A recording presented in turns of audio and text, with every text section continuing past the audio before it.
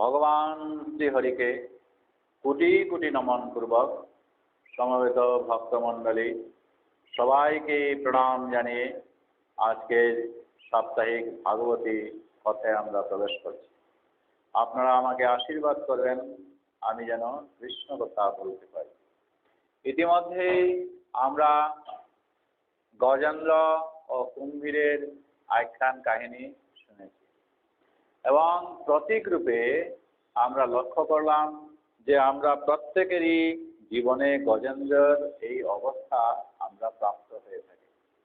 সমস্ত জীবন ধরে এই মায়ার জগতে, জড় জগতে পরিবার পরিজন তাদের সঙ্গে আমরা দিন কাটালাম। তাদের যাতে উন্নতি হয় সেই সমস্ত চিন্তা করে শেষে যখন কাল আমাদেরকে কুম্ভীর রূপে এসে ধরে এবং তা থেকে পরিত্রাণের কোনো উপায় নেই, তখন নিকট আত্মীয়, জ্ঞাতিজন, বন্ধু বান্ধব, পতি পুত্র পত্নী সবাই তখন ছেড়ে চলে যায়। একাই তখন এখানে থাকতে হয় এবং সেই অন্তিম সময়ের জন্য আমাদেরকে অপেক্ষা করতে হয়। তো গজেন্দ্র তার অনেক বড় পরিবার ছিল।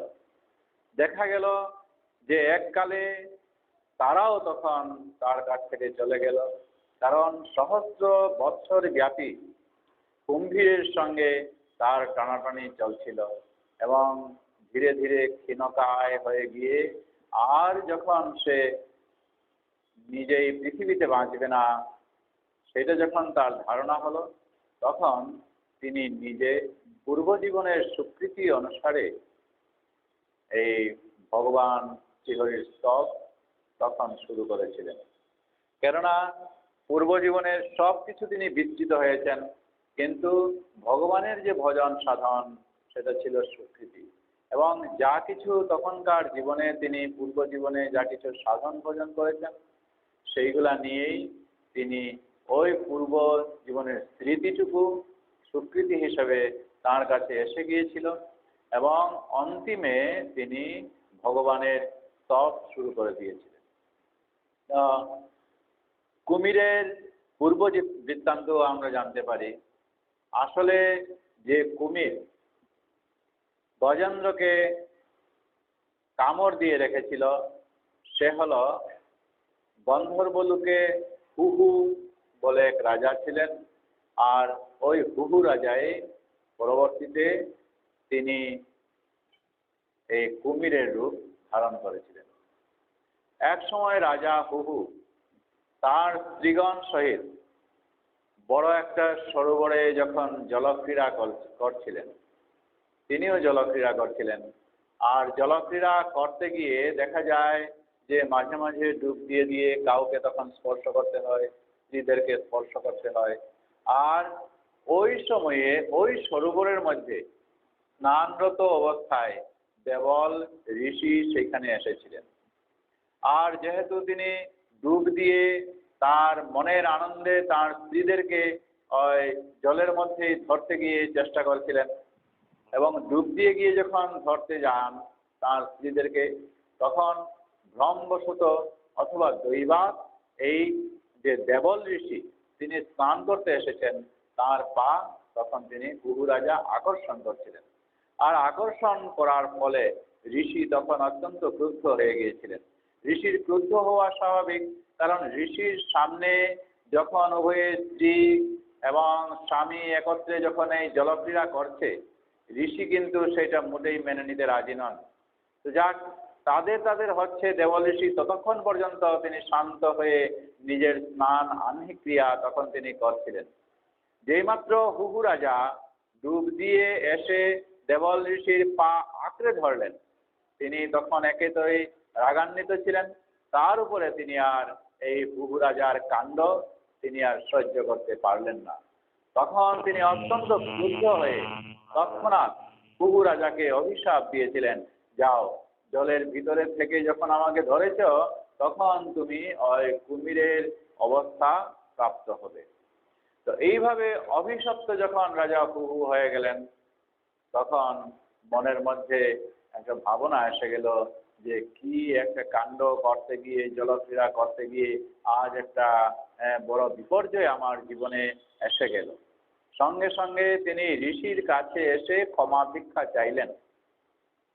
দেবল ঋষি প্রথমত তিনি ক্রোধান্বিত হয়ে তাকে অভিশাপ দিয়েছিলেন, কিন্তু সাধুরা, ঋষিরা ক্ষমাশীল এবং তার কাছে যখন অপরাধ স্বীকার করলো কুহু রাজা, তখন সঙ্গে সঙ্গেই দেবল ঋষি তার ক্রোধান্বিত অবস্থা থেকে শান্ত হয়ে তাকে তখন কথা দিলেন যে, হে রাজান, আপনি চিন্তা করবেন না যে একসময় ভগবান কর্তৃক যখন গজেন্দ্রর সঙ্গে তোমার দ্বন্দ্ব বাঁধবে, তুমি গজেন্দ্রকে কামড়ে ধরবে, আর সেই সময়ে গজেন্দ্রের আহ্বানে ভগবান তখন সেখানে উপস্থিত হবেন এবং সেই ভগবান কর্তৃক এই উভয়ই তখন তোমরা মুক্ত হয়ে যাবে।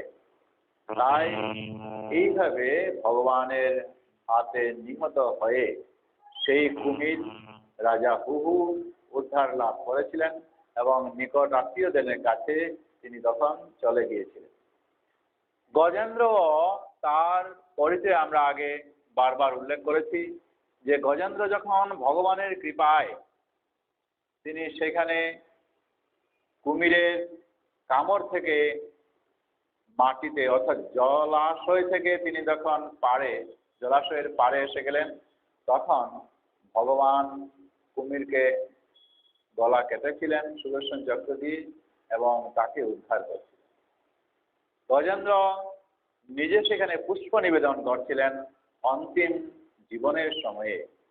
তাই ভগবান তখন সেখানে চতুর্ভুজ রূপ ধারণ করলেন এবং ধারণ করে গজেন্দ্রকে তখন বৈকুণ্ঠে ভগবানের সারুপ্য দান করলেন। সৃষ্টি, সারুপ্য, সালুক্য বলে কতগুলো আছে, সেই সারুপ্য তিনি দান করলেন। অর্থাৎ ভগবানের স্বরূপ, নিজের যে রূপ, ভগবান নারায়ণ তিনি চতুর্ভুজ রূপ ধারণ করে থাকেন শঙ্খ, চক্র, গদা, পদ্ম হস্তে।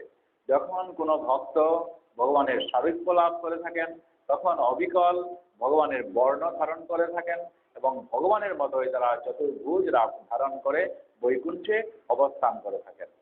তো একে বলা হয় সারুপ্য মুক্তি, অর্থাৎ ভগবান নারায়ণের মতো চিন্ময় দেহ তারা প্রাপ্ত হয়ে তারা মুক্তি লাভ করবে। গজেন্দ্র তার পূর্ব জীবনে যে ছিলেন একজন ভগবানের পরম ভক্ত, সেটা আমরা আগে আলোচনা করেছি। তথাপিও আমরা বলবো যে তিনি এককালে ছিলেন রাজা ইন্দ্রদ্যুম্ন।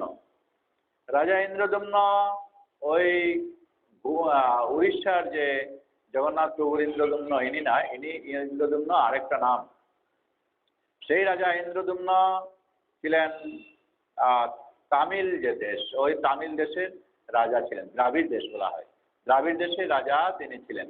এককালে রাজ্য শাসন করতে করতে তখনকার দিনে বর্ণাশ্রম প্রথা খুব প্রচলিত ছিল।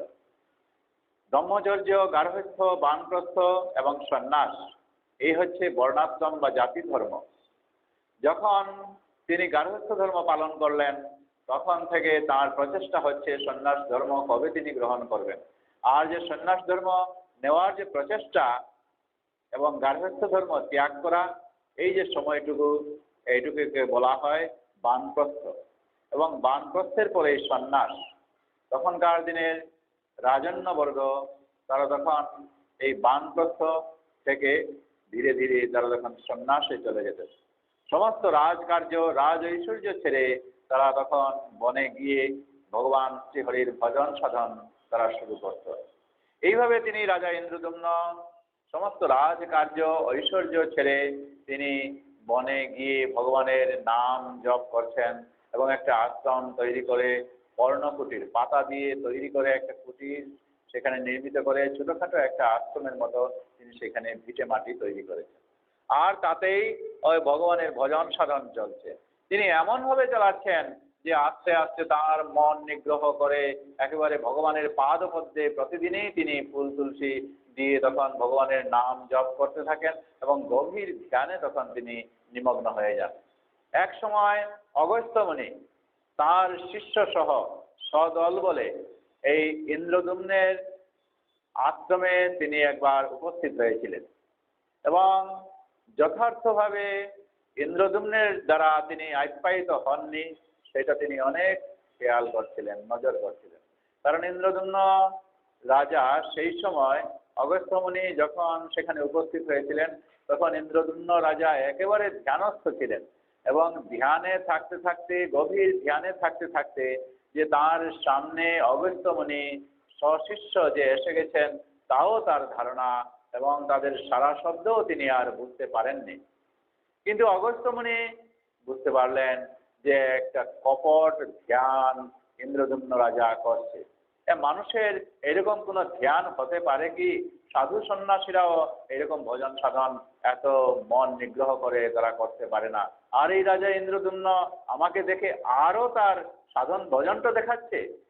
তো ঠিক আছে, এত নিশ্চল হয়ে যখন করছে তখন সে নিশ্চল, যেরকম গজগতি মানে যখন হাতি চলতে থাকে তখন সারা শব্দ পাওয়া যায় না, হাতির অবস্থান বোঝা যায় না। তো এইভাবে যখন তাকে বোঝা যায় না, সেও পরবর্তীতে একজন হাতি হয়ে জন্মাক, এই বলে তিনি অভিশাপ দিয়ে সেখান থেকে চলে গেলেন। পরবর্তীতে ইন্দ্রদ্যুম্ন রাজা তা জানতে পেরেছিলেন এবং নিজের ভাগ্যের পরিহাস তিনি গ্রহণ করেছিলেন। উপযুক্ত সাধু, উপযুক্ত যারা বৈষ্ণব থাকেন তারা এইভাবেই এটা গ্রহণ করে থাকেন এবং তাতে তাদের দ্বারা যে অভিশপ্ত হয়ে থাকেন সেই অভিশপ্তের দ্বারা একসময় তখন তাদের সাধন ভজন ও উন্নতি একসময় তাদের হয়ে থাকে। কারণ পূর্বজন্মের ভগবত ভক্তি যে তাদের সঙ্গে আছে তা দিয়েই তারা তখন ওই ভগবত ভক্তির মাধ্যমে ভগবানের সান্নিধ্য তারা লাভ করতে পারেন। ঠিক সেইভাবে ইন্দ্রদ্যুম্ন রাজার হয়েছিল। তিনি সানন্দে সেটা গ্রহণ করেছিলেন এবং পরবর্তী জন্মে তিনি গজেন্দ্র হয়ে জন্মগ্রহণ করার পর পূর্বজন্মের যে ভগবত ভক্তির কথা স্মরণ করতে করতে এবং অন্তিমকালে যখন ভগবত ভক্তি স্বীকৃতির মাধ্যমে তিনি পেয়ে গেলেন তখন ওই ভগবত ভজন করেছিলেন। যে মৃত্যুকাল এসে উপস্থিত, সেই সময়ে এই সরোবরের উপরে পাশে থাকা একটা পদ্মফুল ভগবানকে উদ্দেশ্য করে তিনি নিবেদন করছিলেন। ভগবান ভক্তের ডাক তিনি শুনতে পারেন এবং ভগবানের এমন একটা নিয়ম আছে যে ভক্ত যদি ভগবানের জন্য এক পা অগ্রসর হন, ভগবান তখন হাজার পদ অগ্রসর হয়ে তাকে নিজ ধামে নিয়ে যেতে চেষ্টা করেন। আর সেইটাই এই ইন্দ্রদ্যুম্ন রাজার ক্ষেত্রে হয়েছিল। ইন্দ্রদ্যুম্ন রাজাকে উদ্ধার করার জন্য ভগবান গরুড়ের পৃষ্ঠে আরোহণ করে তিনি সেখানে গিয়েছিলেন এবং ইন্দ্রদ্যুম্ন রাজা যে গজেন্দ্র হয়েছিলেন এবং কুম্ভীর হুহু রাজা যে হয়েছিলেন তাদেরকে সরোবরের উপরে টেনে নিয়ে এসে কুম্ভীরের মাথা সুদর্শন চক্র দিয়ে কর্তন করেছিলেন এবং এই তাদেরকে দর্শন দিয়েছিলেন। তো শুকদেব মুনি বলছেন ভগবান যখন গজেন্দ্রকে উদ্ধার করছিলেন তখন ব্রহ্মা, শিব আদি দেবতাগণ, ঋষিগণ এবং গন্ধর্বগণ ভগবানের এই কার্যের প্রশংসা করে ভগবান এবং গজেন্দ্র উভয়েরই উপর পুষ্প বৃষ্টি তারা তখন করছিলেন। স্বর্গ থেকে দেবতারা তখন দুন্দুবি বাজাচ্ছিলেন, গন্ধর্বেরা নৃত্য গীত শুরু করে দিয়েছিলেন এবং ঋষি, চারণ, সিদ্ধগণ পুরুষোত্তম ভগবানের স্তব তখন তারা শুরু করে দিয়েছিলেন। হুহু রাজার ক্ষেত্রেও সেই কথাটা হয়েছে। তিনিও গজেন্দ্র এবং কুমির একই সঙ্গে তারা ভগবানের দর্শন একই সঙ্গে তারা পেয়ে গেলেন। তো এইভাবে সেই তাদের কাহিনী বর্ণনা করার পর শুকদেব মুনি পরীক্ষিতের কাছে আস্তে আস্তে তখন ভগবানের কাছে দেবতাগণ যে সমস্যায় পড়েছিল এবং সুরক্ষা প্রার্থনার জন্য তারা উন্মত্ত হয়েছিল সেই কাহিনী তিনি বর্ণনা করছেন। শুকদেব বলছেন, হে রাজন, আমি আপনার কাছে অতি পবিত্র গজেন্দ্র মোক্ষণ লীলা বর্ণনা করলাম। ভগবানের এই লীলা শ্রবণ করার ফলে সমস্ত পাপ থেকে মুক্ত হওয়া যায়। জয় রাধে, জয় রাধে। কারণ এক বিষয়ী অথবা এক মায়াতে আবদ্ধ গার্হস্থ্য ধর্মে গজেন্দ্র ছিল, আর তার কথাগুলো যদি আমরা শুনতে পারি তাহলে এই ভগবানের কৃপা পাওয়া যায়। এবং বিশেষ করে এই গজেন্দ্র মোক্ষণ লীলা আমাদের মাঘ মাসে আমাদের সেটা শুনতে হয়। আমাদের সৌভাগ্য ছিল যে আমাদের এই মাঘ মাসে আমরা এই গজেন্দ্র মোক্ষণ লীলাটা আমাদের শুনতে পারার সৌভাগ্য আমরা পেয়েছি। ভগবানের যে বিভিন্ন অবতারের অতি মহৎ কার্যকলাপ এবং দিব্য গুণাবলী অত্যন্ত আশ্চর্যজনকভাবে এই ভাগবতের মধ্যে বর্ণিত হয়েছে। কখনো কখনো আমরা কিন্তু তা বুঝতে পারি না। ভগবান বিষ্ণুর পক্ষে কিন্তু তার সবই সম্ভব।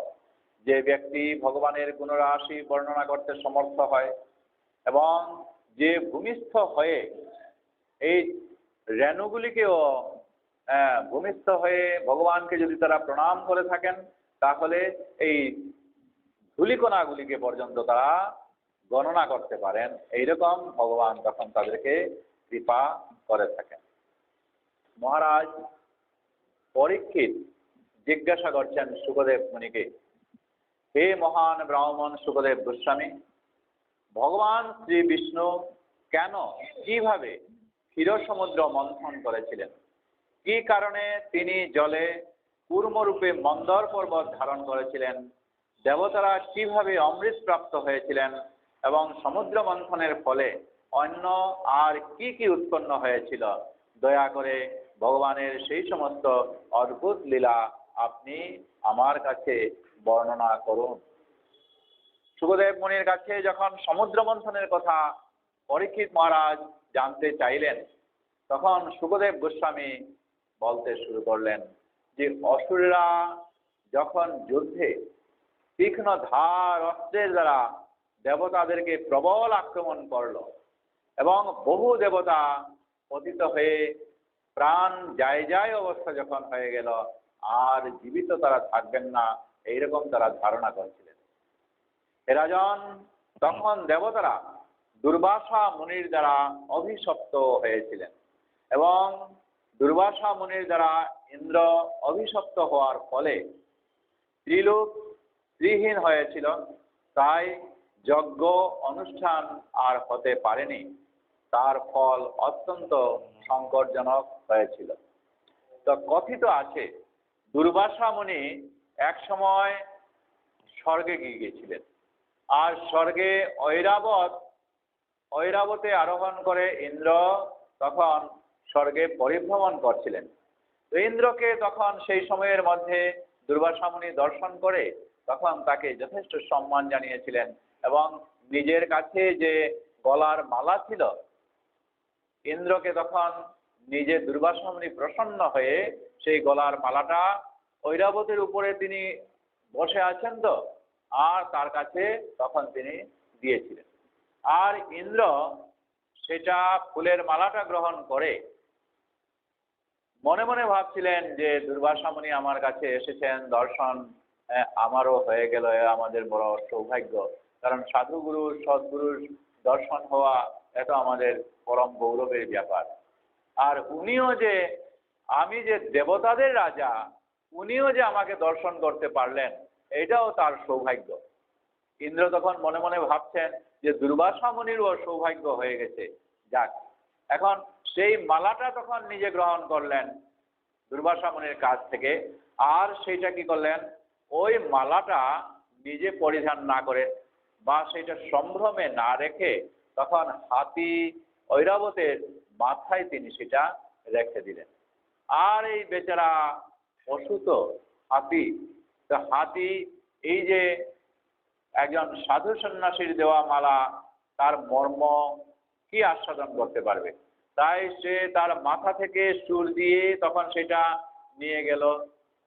সুর দিয়ে তখন সেটা দেখলো যে এটা আর কিছু খাওয়ার না, কারণ হাতি তো মনে করে বোধহয় খাওয়ার একটা কিছু জিনিস নাকি। এরকম করে দেখে সে তখন ভাবলো মনে মনে এটার কিছু জিনিস না, তখন সেটা তখন ওই মাটির মধ্যে ফেলে দিল। আর চলতেছিল, চলতে থাকার সময় পা দিয়ে তা দলন হয়ে গেল, তা স্পর্শ করে এইভাবে পাদুকা দলন করে তখন সেখানে চলে। আর সামনে সামনে যে কোনো একজন কেউ যদি কিছু দান করেন, তাহলে সেই প্রাপ্ত দানের মর্যাদা আমাদের প্রত্যেকেরই কিছু একটা আমাদের দেওয়া দরকার। সাধারণত আমাদের পরিবারগুলোর মধ্যেও দেখা যায় যে আমাদের ছোট ছোট ছেলে মেয়ে বা বয়স্কদের উদ্দেশ্যে যখন কিছু দান করা হয়, তখন সেই দানটা যতই নগণ্য হোক না কেন, যতই আমাদের পছন্দ না হোক, সেটা কিন্তু যতক্ষণ পর্যন্ত তিনি সামনে আছেন এবং যখন তিনি আবার দেখবেন, তখন সেটার মর্যাদা দেওয়া উচিত। কারণ এ হচ্ছে ভাবের ব্যাপার, এ হচ্ছে আনন্দের। ওনার মনটা যখন আমার প্রতি নিবেদিত হবে, তখন সে কিছু না কিছু আমাকে কিছু দান করতে চাইছে। সে তার ভাব অনুসারে, সে তার যোগ্যতা অনুসারে ওই তার দান করছে। সাধু সন্ন্যাসী দুর্বাসা মুনি, তার তো কিছু আর ছিল না। গতিকে একমাত্র মাল্য, যে মাল্যটা সাধারণত অত্যন্ত গুণজনক বলে বর্ণনা করা হয়, সেই মাল্য তাকে পরিধান করার জন্য, কারণ তিনি নিজে দুর্বাসা মুনি ইন্দ্রকে পড়াতে পারেন নাই, কারণ ঐরাবত হস্তির উপরে তিনি বসেছিলেন, অনেক উপরে।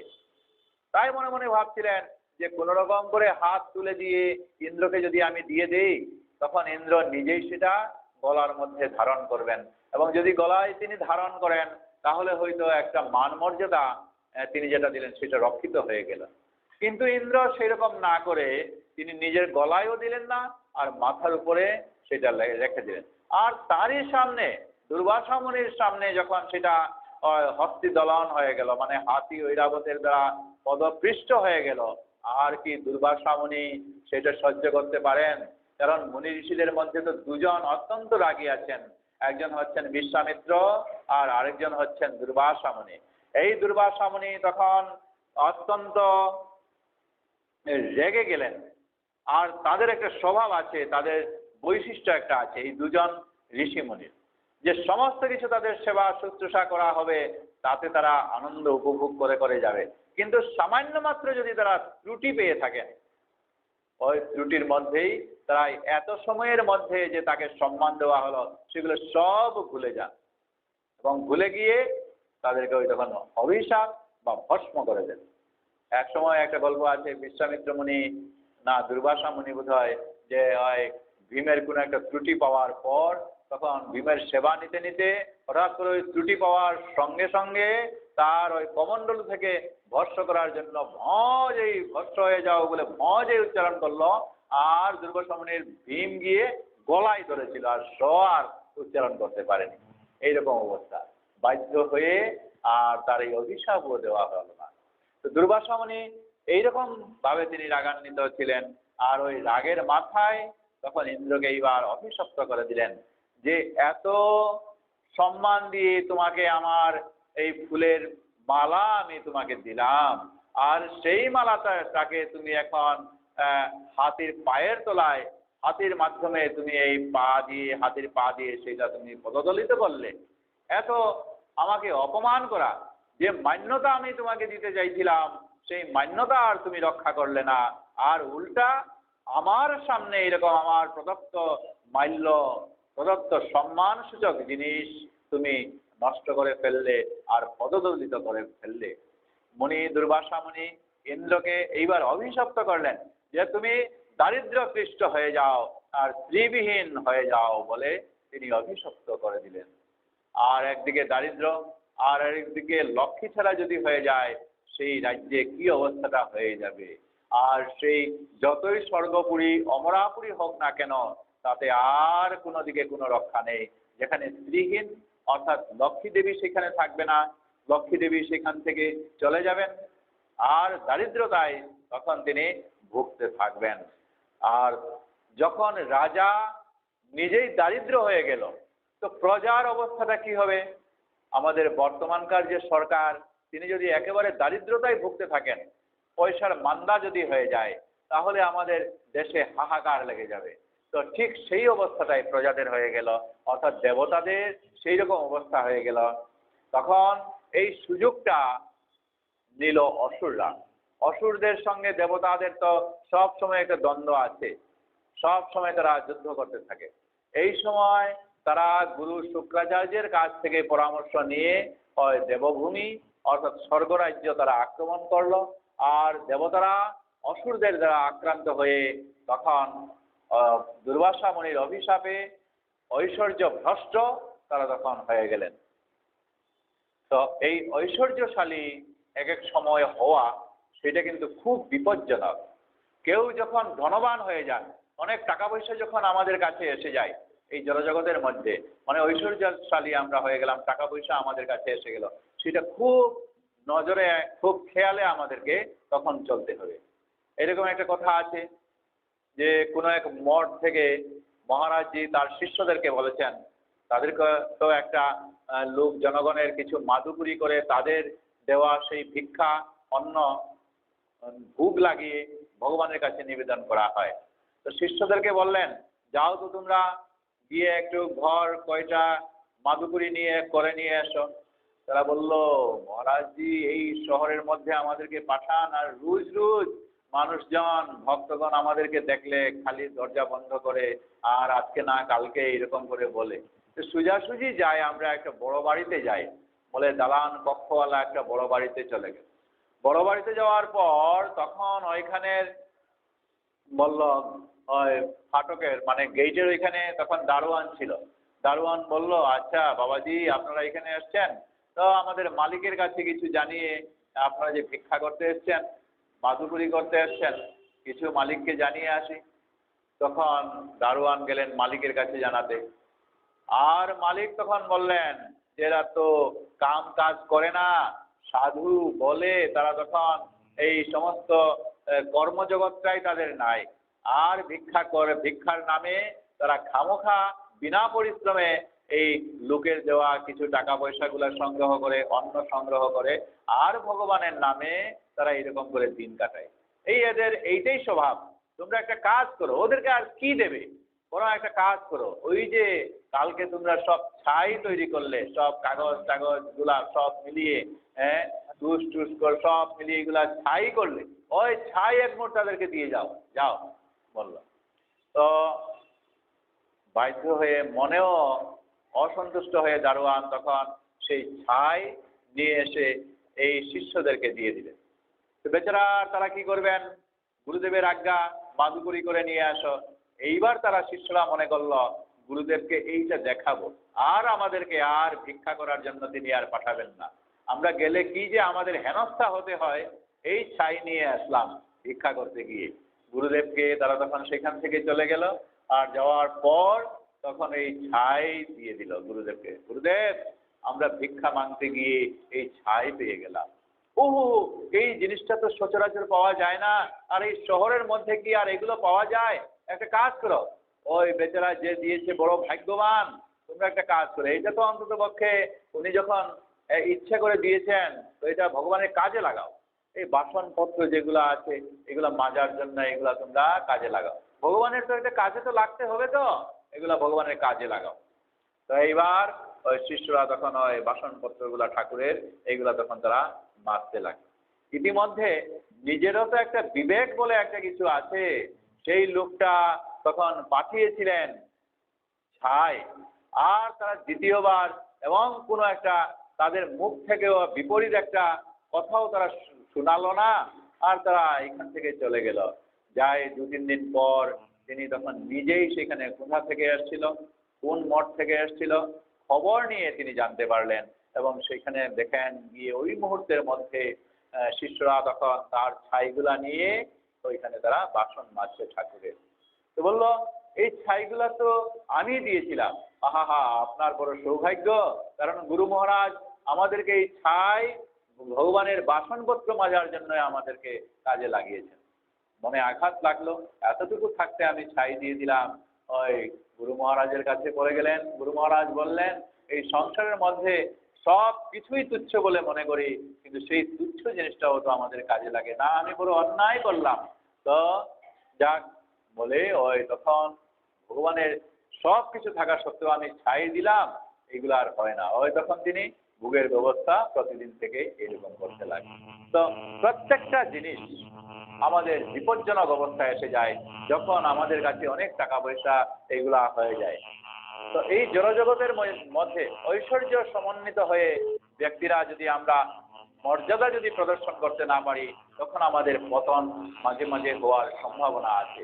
গরিব দুঃখী যারা আছে, কে কোন রূপ ধরে আসেন কার দ্বারা কোন সময় অধঃপতন, কোন সময় ঊর্ধ্বস্তন হয় সেটা আমরা বুঝতে পারি না। তাই কে কিভাবে আসেন এটা আমরা বলতে পারি না। তাই আমাদের যখন টাকা পয়সা হয়ে যায় তখন খুব আমাদের নজরে থাকতে হয়। ইন্দ্রের বেলায়ও সেই রকম হয়েছিল, যে একটা সিংহাসনের অধিকারী, তদুপরি এই অমরপুরীর মধ্যে সে একজন রাজা হয়েছে, তার অহংকার কিছু এসে গিয়েছিল, কিন্তু সেই অহংকারে মত্ত হয়ে থাকতে আজ এই তার অধঃপতন হয়ে গেল। দুর্বাসা মুনির অভিশাপে তখন দেখা গেল শুক্রাচার্যের অনুমতি নিয়ে অসুররা তখন দেবরাজ্য তারা দখল করে নিল, আর লক্ষ্মী দেবীও সেখান থেকে চলে গেছেন। আর স্ত্রীহীন হয়ে যাওয়ায় এইরকম ধন ধর্মান্ধতা তার কাছে আসে যাওয়ায় সব কিছু তখন নষ্ট হয়ে গেল। তো ইন্দ্র, বরুণ, অগ্নিদেবতা, এই সমস্ত তাবর তাবর দেবতারাও নিজেদের দেখলো বিপন্ন অবস্থা তাদের এসে গেছে। তারা একে অন্যের সঙ্গে আলোচনা করে দেখলো কোনো মতেই তারা আর এই স্বর্গের স্ত্রী সৌন্দর্য তারা ফিরাতে পারবেন না। তখন সমস্ত দেবতারা একত্র হয়ে সুমেরু পর্বতের শিখরে ব্রহ্মা যে ধ্যানস্থ হয়ে ভগবানের নাম জপ করছিলেন সেইখানে তারা তখন গিয়ে ব্রহ্মার কাছে প্রণতি নিবেদন করলো, এবং তারা যে বর্তমান অবস্থায় স্ত্রীহীন হয়ে আছেন সেটা তাদেরকে তখন বলে ফেললেন। ব্রহ্মা যদিও প্রজা সৃষ্টি করে থাকেন, দেবতাদেরকেও তিনি সৃষ্টি করেছেন, কিন্তু তার এই ক্ষমতা নাই যে তিনি একটা কিছু করবেন। তাকে যদি কিছু একটা করতে হয় তো তখন ভগবানের শরণাপন্ন হতে হয়। ভগবানের আদেশেই তিনি সব কিছু করে থাকেন, এই কারণে তিনি আর কিছু করতে পারবেন না। আপনাদের জানা আছে, যখন কংস রাজার অত্যাচারে পৃথিবী ভারাক্রান্ত হয়ে ব্রহ্মার কাছে গাভী রূপ ধারণ করে গিয়েছিলেন, তখন ব্রহ্মা নিজে আর তাকে আর রক্ষা করতে পারেননি। অন্যান্য দেবতাদের সাথে ওই ক্ষীরোদশায়ী ভগবানের কাছে গিয়ে তারা এইরকম প্রার্থনা করেছিল, কংসের হাত থেকে, বিপর্যয় থেকে কিরকম রক্ষা করা যায়। ব্রহ্মা নিজে এরকম করে কিছু রক্ষা করতে পারেন না, তিনি তখন ভগবানের শরণাপন্ন হয়ে থাকেন। তাই সমস্ত দেবতারা মিলে ব্রহ্মা নিজে হয়ে তখন এই ভগবানের কাছে তারা চলে গেল, যেখানে ভগবান ক্ষীরোদশায়ী হয়ে আছেন। তো সেই ক্ষীরোদশায়ী ভগবানের কাছে তারা গিয়ে প্রার্থনা করল যে এই কিভাবে তারা সেখানে দিন কাটাবে এবং তারা আবার পুনরায় রাজ্য তারা লাভ করবেন। দেবতাদের এই কথা বলার পর ব্রহ্মা ভগবানের ধাম ক্ষীর সমুদ্র শ্বেতদ্বীপে গমন করলেন। এই শ্বেতদ্বীপে ব্রহ্মা ভগবানের স্তব করছিলেন, যদিও তিনি কখনো তাকে দর্শন করেননি। ভগবানকে ব্রহ্মা স্তব করে কখনো তার দর্শন পান না। ব্রহ্মা বৈদিক শাস্ত্রে ভগবানের কথা শ্রবণ করেছিলেন, তাই তিনি ওই বৈদিক বাণীর দ্বারা ভগবানের তখন স্তব করছিলেন। তো এই সমস্ত স্তব এইগুলা বৈদিক শাস্ত্র অনুমোদন করা আছে, যেগুলা স্তব করলে পরে ভগবান তখন দর্শন দেন। তো আমাদের সাধারণ মানব জীবনের ক্ষেত্রেও সেটা হয় যে গুরু পরম্পরায় আমরা যেগুলা ভগবানকে ডাকার, ভগবানকে পূজা ভজন সাধন করার যেগুলা স্তব আছে, যেগুলা পূজা বিধি আছে, সেইগুলাই আমাদেরকে ওইভাবেই করতে হয়। নিয়ম অনুসারেই ভগবানের পূজন ভজন সাধন এগুলা আমাদেরকে করতে হয়। সেই কারণে আমাদের এই গুরু শরণ একান্ত প্রয়োজন। তো মন গড়া যদি আমরা করতে থাকি তাহলে কিন্তু সেখানে সেটা আদৌ হয় না। তো ঠিক সেইভাবেই তখন ব্রহ্মা ভগবানকে যখন মন প্রাণ বুদ্ধি আত্মা নিয়ন্ত্রণ করে ভগবানের তখন স্তব স্তুতি করতে লাগলেন, তখন এই মায়াকে অতিক্রম করে তিনি আস্তে আস্তে ভগবানের শরণাপন্ন যখন হলেন, তখন ভগবান এই দেবতাদেরকে নিজে হয়তো দেখা না দিয়েও তিনি ভগবত বাণী অর্থাৎ আকাশবাণীর মাধ্যমে বললেন যে দেখো, এই সময়ে তোমরা স্ত্রীহীন হয়েছ, এই সময়ে তোমরা কেবলমাত্র একটা কাজ করো, অসুরদের সঙ্গে সন্ধি স্থাপন করো এবং অসুরদের সঙ্গে যত সময় পর্যন্ত তোমরা দেবভূমি লাভ করনি তত সময়ের পর্যন্ত তোমরা সন্ধি স্থাপন করো এবং একটা চেষ্টা চালাও, তাদেরকে বুঝিয়ে বাঁচিয়ে বলো যে সমুদ্র যে আছে ওই সমুদ্রের মধ্যে নিহিত আছেন জি, অর্থাৎ লক্ষ্মী দেবী, সেখানে তিনি চলে গিয়েছেন। সমুদ্র এখন মন্থন করতে হবে, সমুদ্র মন্থন করে সেখান থেকে যা যা বস্তু প্রাপ্ত হওয়া যাবে সেইগুলা অসুররাও পাবে, আবার দেবতারাও ভাগ বাটোয়ারা নিজেদের মধ্যে বুঝাবুঝির মাধ্যমে সেগুলা ভাগ বাটোয়ারা হবে, সেগুলা তখন তারা লাভ করতে পারবে। তো এইভাবে ভগবান তাদেরকে আকাশবাণী দিয়ে জানালেন, তখন তারা ওইটাতেই তারা সম্মত হয়ে পড়লেন যে তারা তখন এই সমুদ্র মন্থন তারা করবেন বলে স্থির করলেন।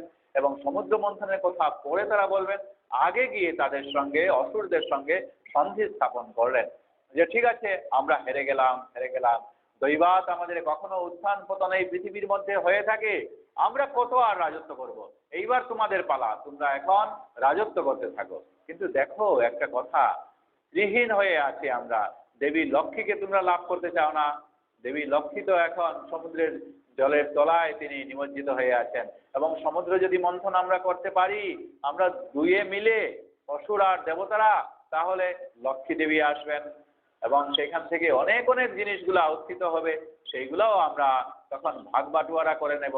এটা আমাদের মধ্যে বোঝাপড়ার মাধ্যমে হবে। সেটাতে অসুরদেরকে বলার পর অসুররা তখন রাজি হয়ে গেল। বিশেষ করে তারা স্ত্রী অর্থাৎ লক্ষ্মী দেবীকে লাভ করবেন এবং অন্যান্য যে আসবে আরো কি কি জিনিস সেগুলাও তারা লাভ করবেন। এবং বিশেষত তারা আরো আনন্দিত হলো এই কারণে, কারণ তারা এখন প্রতিভাবান, তারা রাজ্য লাভ করেছে, তারা রাজা, আর রাজার হুকুম তো প্রত্যেকের মানতে হবে, গতিকে তারা যা বলবে সেগুলাই তখন দেবতাদেরকে মানতে বাধ্য হবে। এই কারণে এই সময়ের মধ্যে যদি আমরা সমুদ্র মন্থন করি তাহলে তো আমাদের লাভটাই বেশি হয়ে যাবে, এই বলে তারা তখন স্বীকার করলো। আর মন্দার পর্বতকে তখন দণ্ড হিসেবে ধারণ করে, বাসুকী দেবীকে রশি হিসেবে ধারণ করে তখন তারা স্থির করলো এই সমুদ্র আমাদের মন্থন করতে হবে। আর এই সমুদ্র মন্থন তখন তারা প্রস্তুতি তারা নিতে লাগলো। তো এই অবধি আমরা আজকের পাঠের বিশ্রাম আমরা এখানে দিচ্ছি। আপনারা আশীর্বাদ করবেন, আগামীতে সমুদ্র মন্থনের ফলে যে যে অমৃত কল্পতরু ইত্যাদি বের হবে সেইগুলো আমরাও তো ভাগ বাটোয়ারা করে নিতে হবে, যেগুলো জন্য খাবার খেতে হবে। আচ্ছা ঠিক আছে, ঠিক আছে। আজকের দিনে সেই শুভ দিনটা এবং সেই শুভ প্রাপ্ত বস্তু অপেক্ষা করে আজকের দিনের পাঠের বিশ্রাম আমরা এখানে দিচ্ছি। নাম সংকীর্তনযস্য সর্বপাপ প্রণাশনম প্রণাম দুঃখ শমনস্যং নমামি শ্রী হরিপদম। গুরবে গৌরচন্দ্রায় রাধিকায় তদালয়ে কৃষ্ণায় কৃষ্ণ ভক্তায় তদ্ভক্তায় নমো নমঃ। বাঞ্ছাকল্পতরুভ্যশ্চ কৃপা সিন্ধুভ্যো এব চ পতিতানাং পাবনেভ্যো বৈষ্ণবেভ্যো নমো নমঃ। जय श्रीमद् भागवत महापुराण की जय, समस्त वैष्णव वृंद की जय, आपन आपन गुरुदेव की जय, भागवत पाठ की जय। हरे कृष्ण कृष्ण कृष्ण हरे हरे, हरे राम राम राम हरे हरे। हरे कृष्ण कृष्ण कृष्ण हरे हरे, हरे राम राम राम हरे हरे। हरे कृष्ण कृष्ण कृष्ण हरे हरे, हरे राम राम राम हरे हरे। ओम तत्सत।